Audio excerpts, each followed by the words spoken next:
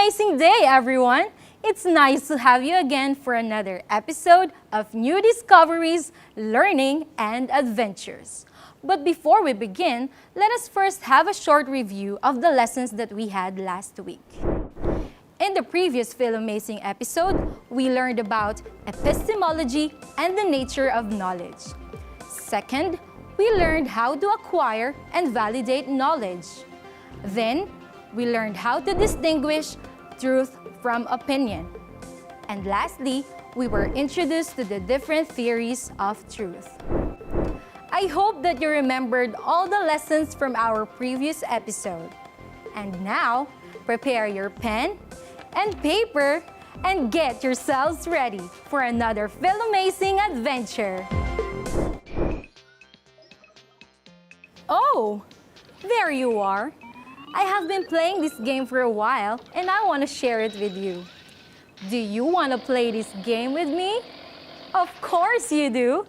Come on, let's G! This is a guessing game. You will be given 4 clues and all you have to do is guess the word being described. You will be given 10 seconds to give your answers. Let's G! Number 1. A person can be of any gender. A professional creates a lesson plan. The answer is a teacher. Good job! Number 2. It is black. It cannot be touched. It follows you. It moves the way you do. If you answered shadow, you're right. Number 3. It begins with the letter F. It is a noun. It is something Jose Rizal fought for. It is something related to speech. If your answer is freedom, you're Philosophizing. Kudos! You guessed all the words correctly. But how did you identify the answers? Are the descriptions given enough? How do we really draw conclusions based on descriptions or statements? The answers to these questions and more are what we have for you in today's episode. I'm Teacher Josa, your goddess maestra. And this is the 5th episode of the Introduction to the Philosophy of the Human Person.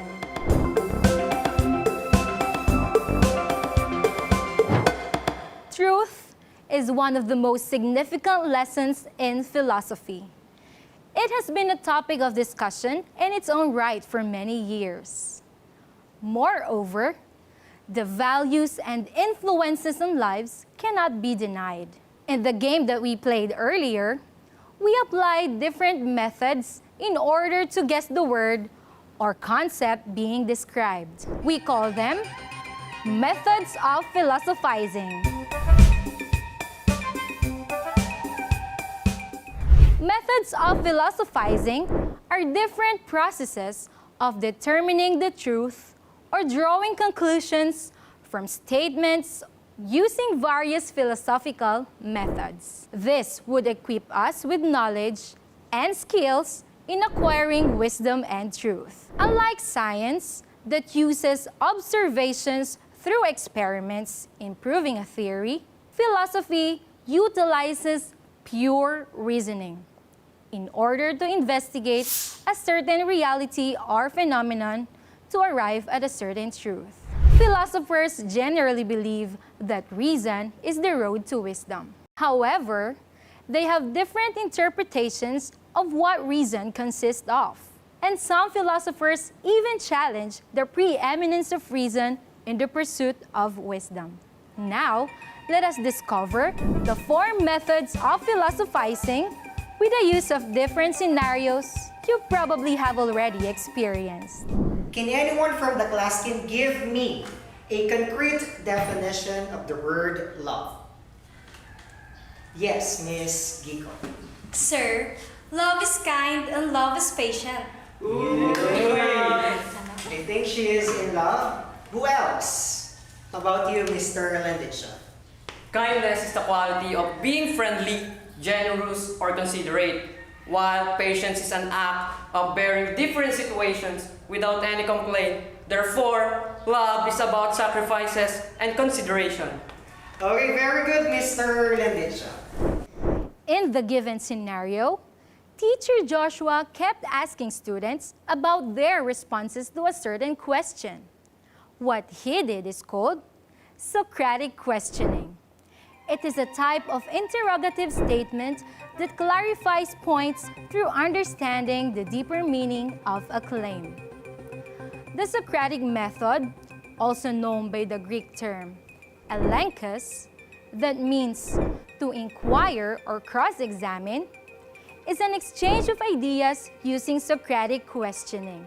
It was developed by Socrates, a Greek philosopher and teacher who laid the groundwork for Western systems of philosophy and logic. This method has been emphasized to use statement deconstructions and creative questioning to delve deeper into an issue. It is a systematic process whereby random and ambiguous ideas are eliminated to reach a sound conclusion. Therefore, reaching an endpoint would only mean that the truth has been realized and new knowledge has been acquired. Hey, which mode of learning do you think is better? Face-to-face or online learning? Well, I think online learning is better. You don't have to go out anymore. Just wake up, prepare a little, and turn your gadgets on. And voila! Onto your classes, right? I guess face-to-face is better. It is more interactive inside a classroom, and through that, we can be more guided and we can learn more. But in online classes, you do not have to travel anymore. Traffic is really tiring. So, while you are already saving energy, you are also saving money. Plus, staying at home is more convenient. But how about health? Can too much screen time also make us sick? Lack of exercise, being seated all day in front of our gadgets, cell phones is also a major concern. And if there are technical difficulties, the classes will be interrupted. At least, in face-to-face, we get to interact, communicate, and see each other. Well, you have a point. If online learning is a better way, they would have implemented it right before the pandemic. Tama naman, Lentis. Gutom na ako. Sige na, tara. How did your classmates come up with that conclusion? What do you call the process that led them to do so? In the previous scenario, your two classmates were able to conclude that face-to-face is better than online learning, after having analyzed the facts that they presented to each other using the process called dialectic method. The term dialectic comes from the Greek word dialektike, which means the act of conversation.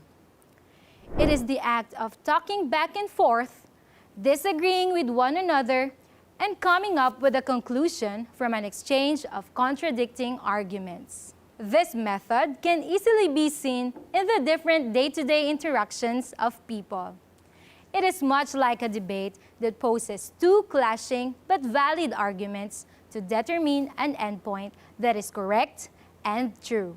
In this sense, the truth of both arguments is always expected to rise from each conversation. Today, we are going to do a simple experiment using one of our favorite drinks, milk tea. So first, let us mix the milk tea syrup and water.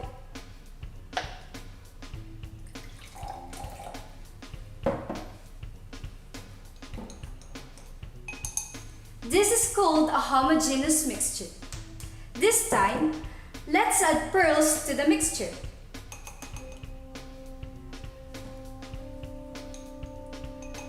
See, it did not dissolve. This is called a heterogeneous mixture. Doing experiments is standard in science classes. In the previous scenario, knowing whether a mixture is heterogeneous or homogeneous can easily be done by performing a simple test. This involves the process of experimentation and observation, referred to as the scientific method of philosophizing. The term science is derived from the Latin word scientia, which means to produce knowledge. The process begins with an idea about any given topic. Hypothesis testing is done to prove the validity of this idea. This method leads to wisdom and truth because it uses an evidence-based approach to come up with its conclusion. In this method, all truths are supported by facts that can be easily tested or proven again through experiments, logical reasoning, or observation. The knowledge and truth gained from the scientific method are assured to come directly from valid conclusions. Okay, class, I hope you are all proud of the fact that Philippines has a rich culture and heritage. Okay, for your assignment, class assignment, you are going to write a research paper on how history here in the Philippines came to be. Now, if you were to read that particular history book to know how the Philippines ended up with such a unique culture, then you just applied the historical method. Historical pieces of evidence are derived from records of the past. The term history is from the Greek word iotopia, which means to investigate or to find out. The historical method is the process of gathering evidence, examining them, and formulating ideas about the past to come up with present truth. As histories unfold and reflect patterns, assumptions and prejudices exist as if to point recorded recurrences. Thus, following this logic, the process of learning takes place by simply looking through past records to validate the present hypothesis. Philosophizing involves the gift of speech and the gift of intelligence that enable us to reason out and detect the falsity or truthfulness of a statement. When one reasons out, one expresses his opinion, and when others disagree, then the argument begins. However, there are arguments that are erroneous or based on faulty reasoning called fallacies. Simply put, fallacies are not just false beliefs.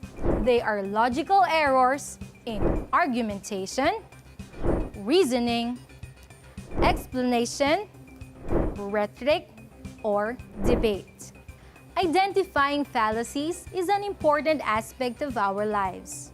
Without being able to identify false reasoning, humans can resort to all kinds of harmful beliefs with dreadful consequences. This time, we will enumerate the different types of fallacies. We will elaborate them further and apply in real-life scenarios. First, argumentum ad hominem, or attacking the person. Hominem came from the Latin word homo, which means man. This fallacy literally means hitting the person below the belt, instead of focusing on the issue at hand. Example, how can we believe that the food in the canteen is good? The vendor's eyebrows form one straight line. Second, argumentum ad baculum, or appeal to force. Baculum is a Latin word which means scepter or stick. A scepter is a symbol of authority. A known illustration of this can be the Pope in the Catholic religion. This is committed when a person uses threats or force to advance an argument. Example, I am the group leader. Believe me or I will remove you from the group. But remember, threats imply negative results. We must always consider other people's voices and not disregard their feelings and views. In that manner, we will not be misconstrued to be taking advantage of others. Third, argumentum ad misericordiam, or appeal to pity. Misericordiam came from the Latin word misericordia, which means pity or compassion. A person appeals to one's emotion instead of objectively arguing. Example, "Forgive me, officer, but we really don't have enough money these days. That's why I chose to buy food instead of buying a face mask." It is true that this pandemic has turned many lives upside down. But let us not use this as an excuse not to follow specific rules that have an effect on our own safety. Fourth, argumentum ad populum, or appeal to people or bandwagon. Fallacy populum is the Latin word for people.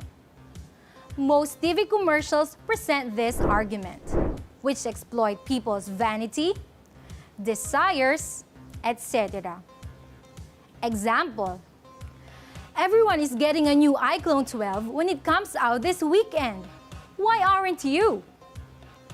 Of course, everyone will have their own preferences, but we must always remember to think critically before doing, acting, and deciding on things. Fifth, argumentum ad traditio, or appeal to tradition. Traditio means tradition, advancing an idea since it has been practiced for a long time. Example, Filipinos believe that if a spoon or fork falls on the floor, an unexpected female or male guest will come. These traditions are all around us. Some may be true and others may not. Let us keep in mind that traditions are part of our rich culture, so we must always respect other people's beliefs. Sixth, argumentum ad ignorantiam, or appeal to ignorance. Ignorantiam is a Latin word which means ignorance. Whatever has not been proven false must be true, and vice versa. Example, COVID-19 is airborne because nobody appeals that it is not. But then again, let us always be mindful that ignorance can have unintentional consequences. Making incorrect decisions could lead to worse outcomes in the future. Seventh, petitio principii, or begging the question. According to Merriam-Webster's dictionary, it is a fallacy in which a conclusion is taken for granted based on a premise, which is also called a circular argument. For example, no one is permitted to use the school gymnasium during weekends, since students are permitted to use the gymnasium only on weekdays. Remember, circular reasoning gets you nowhere. And those are the different fallacies we are all guilty of. I hope you would apply those lessons about fallacies in your daily lives and interactions. Nowadays, some people intentionally employ some faulty reasoning to convince others. That is when we become victims of the so-called misinformation and disinformation, or for example, fake news. These days, we can easily access information online, but most of it comes from unreliable sources. It enables everyone to spread information they want using internet. Everyone needs to understand that internet is an open source of ideas that are potentially bound for biases, political, cultural, etc. The result is a world wide web of raw and verified information. It is important to validate information from multiple sources. This is where information literacy comes in. In considering different kinds of sources or sites, Robert Harris, a professor of English at Southern California College, suggests that students should ask themselves, which sources are likely to be fair, objective, lacking hidden motives, and showing quality control. Robert Harris recommends selecting sites that include as many of the following as possible: the author's name, title, and position, the site's organizational affiliation, if any, the date the page was created or updated, contact information such as email or snail mail address. Once students have located sources that appear appropriate and credible, Harris advises students to subject these sites to the CARS or CARS checklist for informational quality. The 4 components of the CARS checklist are credibility. What about this source makes it believable? Accuracy. Is the information provided up to date, factual, detailed, exact, and comprehensive? Reasonableness. Is the information fair, objective, moderate, and consistent? Support. Can the information be corroborated? To understand those further, we have a special guest from the Philippine Association of Media and Information Literacy. Let us hear some words from Vice President Mr. Arniel Ping. Hi everyone, I am Mr. Arniel Ping. I'm here to share 3 questions that can serve as practical guide in evaluating online sources. Number 1, can you trust the source? When you are searching for information online, a trusted website is always your best option. What is the domain extension? Is it .edu, .gov, .org, .net, or .com? The domain extension will provide you with information about the general characteristics of the website. What is the URL? Be careful because there are imposter websites or pages. Is the website well maintained or updated? If there are too many broken links, it is an indication that the site is not maintained regularly. Who are the people or organizations behind the website? If this information is missing, it's a red flag. What kind of information is being published by the website and what is their purpose or motivation? Is it to educate, entertain, or something else? Number 2, is it the appropriate source for the information you need? If you need information on current events, get it from the website of known and legitimate news organizations or government agencies authorized to release such information. According to a survey made by the Social Weather Station in 2019, an estimated 13.9 million Filipino adults use Facebook as a source of their daily news. If you get your news from social media, let's say on Facebook, you have to follow and like Facebook pages of known and legitimate news organizations so that their news will appear on your news feed. However, you should not just wait for the news to appear in your news feed. You need to go after your news and get it from trusted sources. Lastly, what different sources can provide you the needed information? You need to get your information from different sources. This will enable you to cross-check or verify information from multiple sources. Thank you for being with us, Mr. Arniel Ping, and for those insightful pieces of advice. And that's it. That marks the end of today's Philomazing Discovery. I'm sure you got a lot of takeaways that will help you in your daily quest for truth and knowledge. Tune in for our next Philomazing episode as we continue to discover more about the wonderful world of philosophy. I'm Teacher Josa, your goddess maestra. See you again for more Philomazing discoveries, learning, and adventures.